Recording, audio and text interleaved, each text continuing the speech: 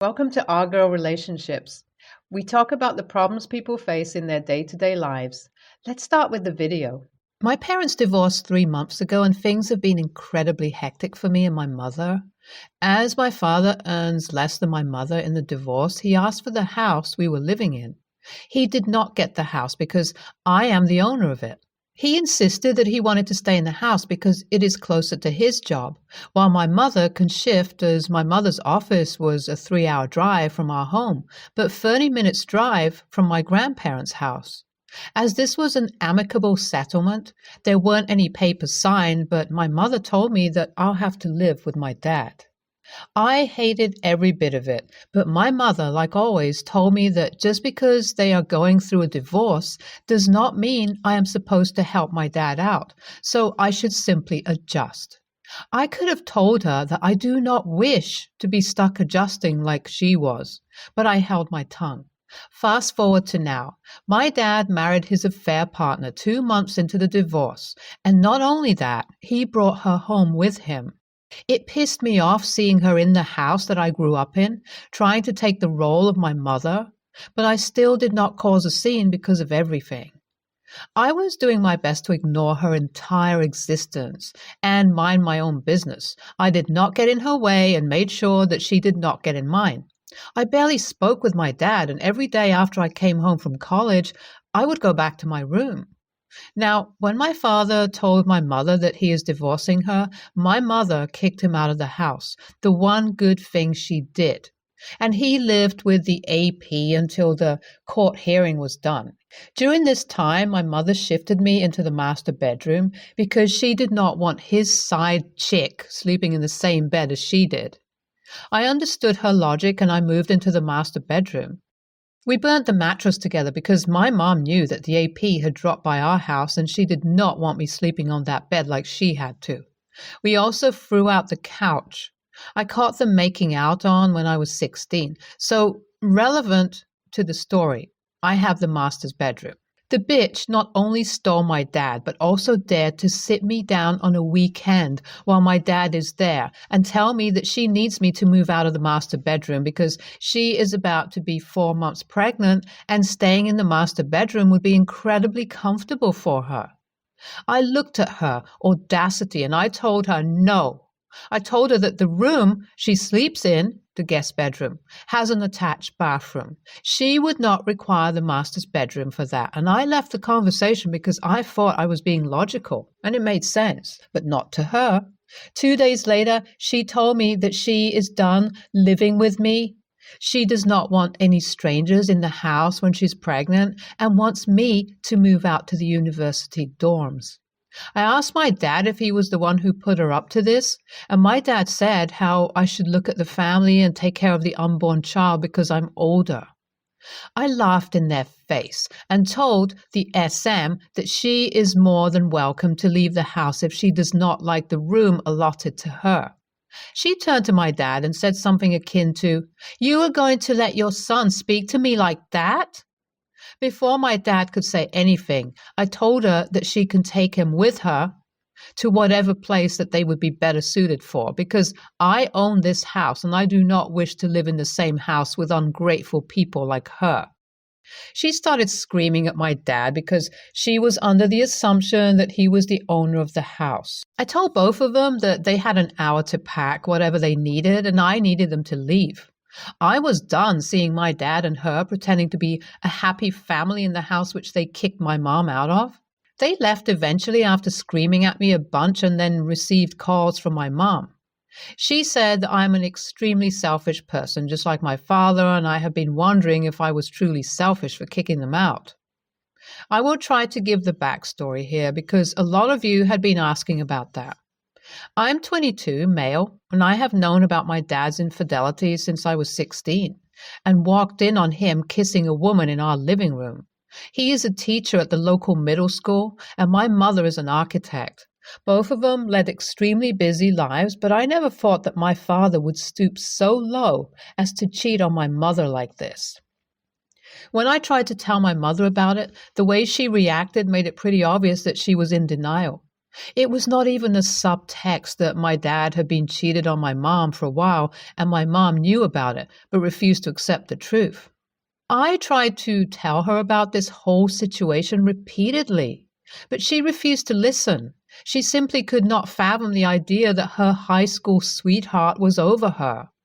I told her to confront him, and every time I did, I was the one she took her rage out on, calling me disrespectful towards my father. It was strange seeing the farce of a relationship they had and how tightly my mom clutched onto that facade of a happy relationship.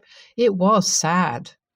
When I confronted my father asked me what I was planning on doing about it. It was not like I have any options, and if I bothered him too much about it, it would not be an issue for him to kick me out. He reminded me that I am almost 18, and it will not be unheard of if he were to kick me out. So, yeah, the situation was pretty bad. When I told my mother about this thinly veiled threat, she told me that she can make sure that he can no longer threaten me like this, but I have to promise to listen to everything she said, which included I had to pretend to be oblivious to my dad's cheating. When I told her that I do not want to play these games of charade, but my mom insisted that we must care about the image of the family and we mustn't air out the dirty laundry. It was funny hearing her say that because my dad has done everything to make it obvious he did not care.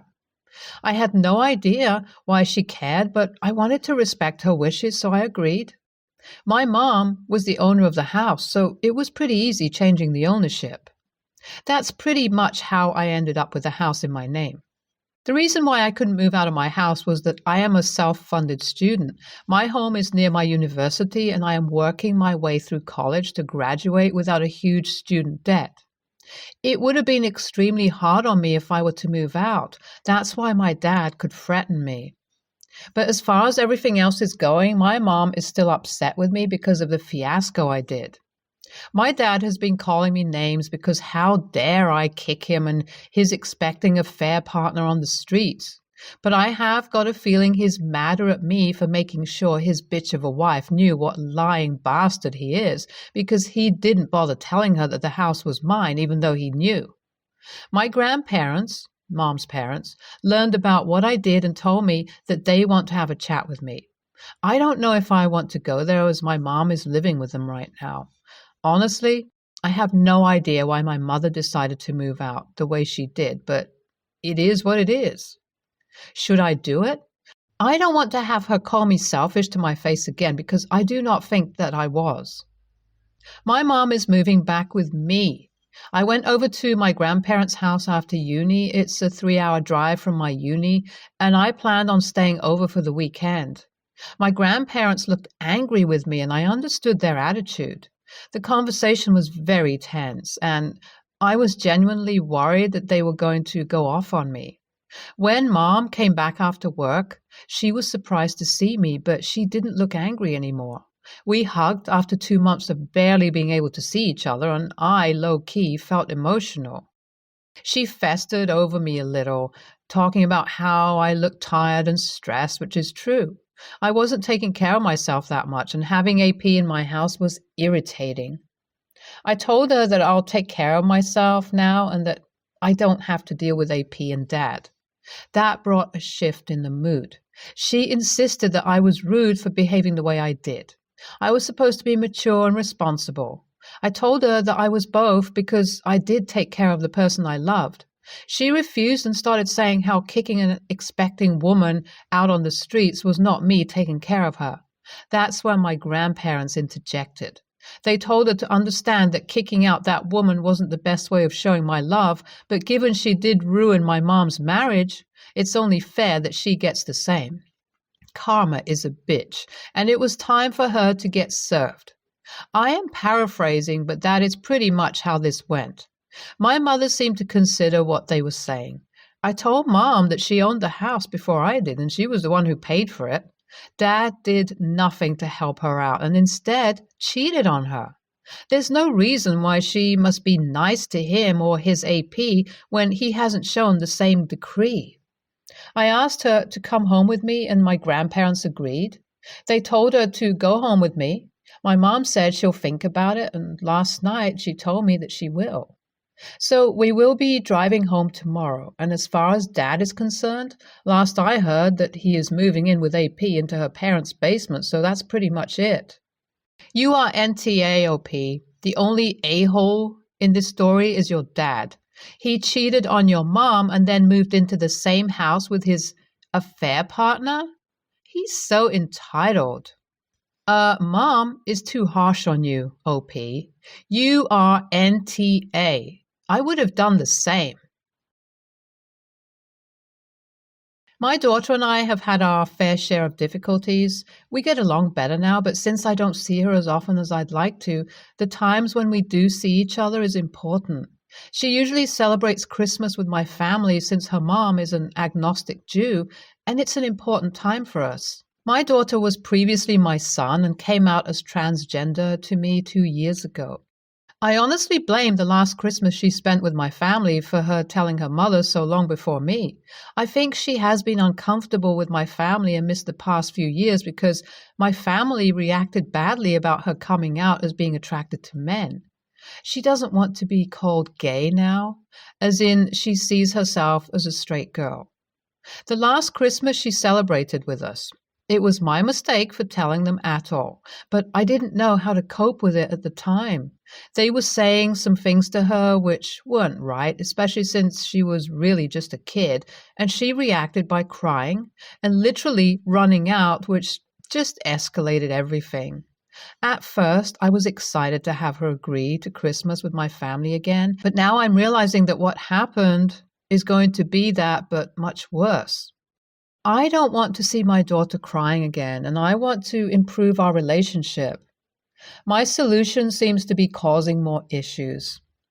I was thinking I could celebrate Christmas with my family without her and then do a separate Christmas celebration with her. I even told her she could bring her boyfriend, something she would not be able to do if she went to my family's Christmas. The issue is, the only other days around that time that I'm free, I'm doing Christmas with my fiance's family, and then me and the guys, been friends since high school, have this tradition that I can't skip. My fiance is also struggling to be accepting, so I can't bring my daughter to her family's Christmas either. My daughter was upset because I had talked about how great our Christmas was going to be since we hadn't seen each other in a while. I said that we're still going to have a great Christmas and honestly, a better one without my family. She says she doesn't care about not being able to celebrate with my family. She says that she wanted to celebrate with me. And I told her she still will. She started saying that she's always the lowest priority in my life and that she doesn't want to try to have a relationship with me anymore. For any other dads out there, I'm pretty sure you can understand why I'm writing here. That shit hurt. But there's nothing else I can really do, so would I be the a-hole? I thought she was just being sensitive, but typically when your kid is being sensitive, it's still important. I know that from experience. Buddy, your daughter has told you that she's the lowest priority in your life because you've shown her that. That shit hurts? That's because it's true, and you know it. YTA, ask your daughter what she needs from you, and do it. If you want this to be right, you are her father. Act like it. YWBTA, if your daughter is your priority, make her your priority. Pick her. Ask her how she wants to celebrate, whether it's just the two of you or whatever family she wants to celebrate with. She should never be made to feel uncomfortable because she's trans. She should come first. She's more important than your high school buddies, your fiancé who is struggling to be accepting, or your family who made her cry. By telling her that you can't change these commitments, you're telling her that they're more important than her. They're not. I, 30, female, have been friends with my friend Mary, 27, female, for roughly 5 years. We're completely different people who met at work and somehow became pretty close friends. 3 years into our friendship, Mary started becoming sick. No one really knew what was going on, but it all escalated into her passing out at work and needing ambulance to get to a hospital. I could sense she was scared because she didn't know what was wrong with her. I took it extremely serious and stood by her side through it all. Whenever she texted or called me because of her medical emergency, aka her being scared to collapse or faint randomly, I'd immediately answer and go see her. I spent many days by her side and often spent all day accompanying her until her husband or a direct family member took over. This all went on for roughly a year until she was finally diagnosed with severe anxiety and panic disorder. She did get it treated through therapy and returned to a new normal, being able to do things alone again. In the meantime, my life had changed drastically. I found a new job, met my now husband, and we moved into our own place. Naturally, we hadn't seen and spoken much during that time because I was so busy.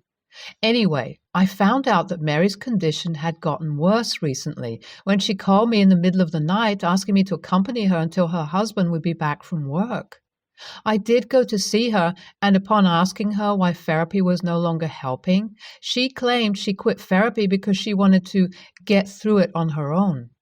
I asked her if her family knew, but she said she didn't want to worry them, so they don't know. Her husband knows. Well, her calls became more frequent again, but this time it was hard for me to just leave everything and be there for her. At first, I was there for her again, but with time, I just didn't have the energy to do so anymore. Her requests became irrational and more demanding, and while I have sympathy for her and her condition, I see no point in putting up with it if she's refusing proper medical help, let alone help from her immediate family. I started making up excuses why I couldn't help her at certain times.